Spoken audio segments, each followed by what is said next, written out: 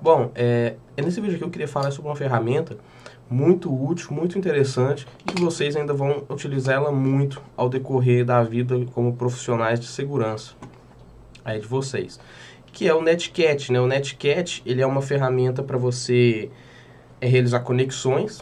A gente já trabalhou com ele aqui, né? Nas aulas passadas, mas eu vou mostrar algumas outras utilidades para ele, né? A primeira utilidade que eu vou mostrar aqui é mais simples, né? A gente já viu que ele funciona como uma espécie de chat, né? A gente pode fazer um chat com ele. Esse terminal aqui é uma outra máquina, é a minha máquina real. Então, por exemplo, se eu abro uma conexão, simplesmente aqui, traço LVP, tem que ser uma porta alta. Tem que ser numa porta alta se eu não tiver como usuário root, né? Se eu tiver como usuário root, eu posso abrir na porta que eu quiser. E aqui com o terminal eu consigo me conectar.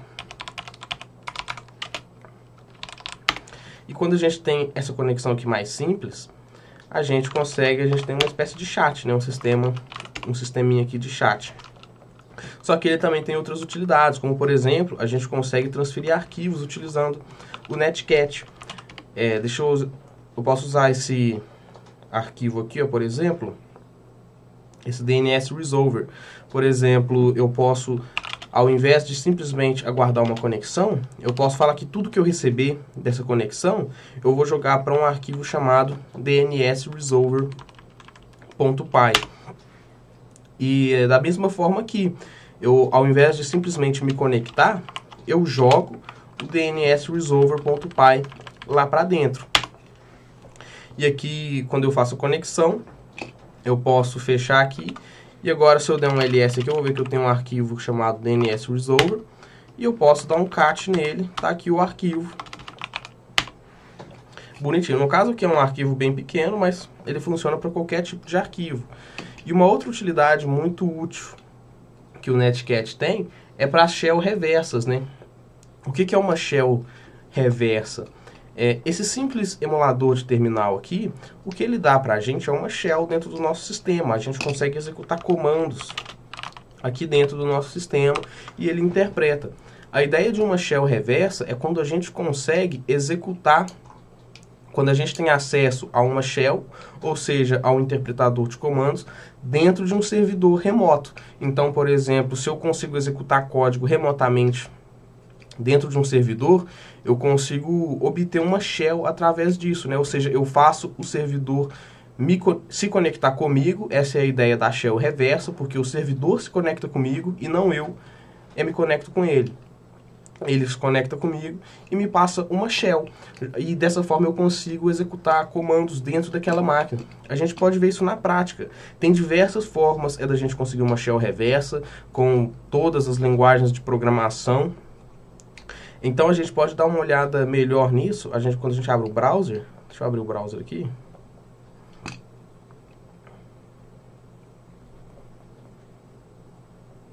A gente pode abrir o nosso browser e se a gente pesquisar no Google por Reverse Shell Hacktrick, esse primeiro link aqui, ó, hacktricks.xyz, a gente já vai ter uma lista com vários tipos de shell reversa que a gente pode utilizar. E tem vários programas, a gente tem utilizando o Netcat, a gente tem utilizando o Telnet, Python, Perl, Ruby, PHP, Java, Mcat. Então, são diversas linguagens. Por quê? Porque às vezes você consegue executar o código em um servidor e aquele servidor ele não tem, é um Netcat, por exemplo, mas tem o Telnet. Às vezes ele não tem um Telnet, mas tem o Ruby, ou Python, ou PHP. Então é sempre interessante você ter uma lista com diversas formas de conseguir uma shell reversa, porque às vezes em um servidor vai funcionar uma shell, mas em outro não vai funcionar. Então, por exemplo, a gente pode ir aqui logo nesse primeiro aqui, ó. Na verdade, o Netcat, dependendo da versão que você tiver, você pode usar o parâmetro "-z". Então, por exemplo, se eu abro... Calma aí, Por exemplo, se eu abro uma conexão aqui, porque se supõe que aqui é a minha máquina, né? Ou seja, a máquina do atacante, que você estaria aguardando uma conexão. Se o netcat do servidor ele tiver a opção E, ele suportar a opção E, aqui no meu caso ele não suporta. O que é essa opção E? É a opção de exec. Então, por exemplo, quando o seu netcat ele suporta a opção E, você pode passar o parâmetro -E e passar o seu bash, /bin/bash, e fazer conexão normalmente. Que assim que se conectar, você já vai ter uma shell. Só que nesse caso aqui, o meu netcat ele não suporta essa opção.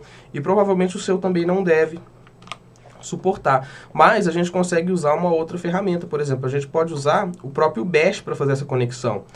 Então, por exemplo, e a vantagem de utilizar o próprio bash é que se o sistema ele tiver o bash instalado, ele já vai funcionar isso. Então, se o servidor que você ganhou acesso, ele já tiver o bash, você não precisa se preocupar, porque praticamente é um interpretador padrão, né?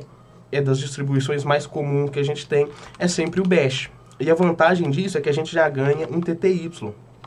Vocês vão entender isso na próxima aula, quando eu mostrar uma outra técnica aqui que a gente não consegue o TTY. Então, aqui ele já até explica como que usa. Ó, você só vai passar o IP do atacante e a porta. Passo o IP e aqui eu passo a porta. 8080. Repara que aqui ele já conectou. Aqui parece dar a entender que eu perdi a conexão, mas é porque o meu usuário e o meu usuário do servidor real é do servidor aqui, é da VM, e da minha máquina é o mesmo. E também porque o meu nome, o nome da minha máquina é bem semelhante. Mas aqui eu já estou dentro do servidor. Se eu rodar um ls aqui, eu estou dando um ls aqui dentro, ó, dentro do meu servidor. Ou seja, aqui agora eu já estou conseguindo executar código dentro do meu servidor. Então, se eu quiser fazer qualquer coisa aqui, eu consigo. Se eu quiser remover um arquivo, por exemplo, remove. Aqui é um pouco limitado, né? Eu não consigo usar o tab, aula1.py, que ele está aqui, ó, aula1.py.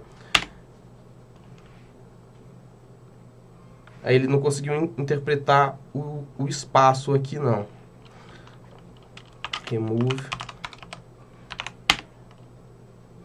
Agora foi. Se eu der o ls aqui, -l, aula1.py, ele não encontrou o arquivo aula1.py porque eu deletei ele. Se eu fechar a conexão aqui, deixa eu fechar aqui também, calma.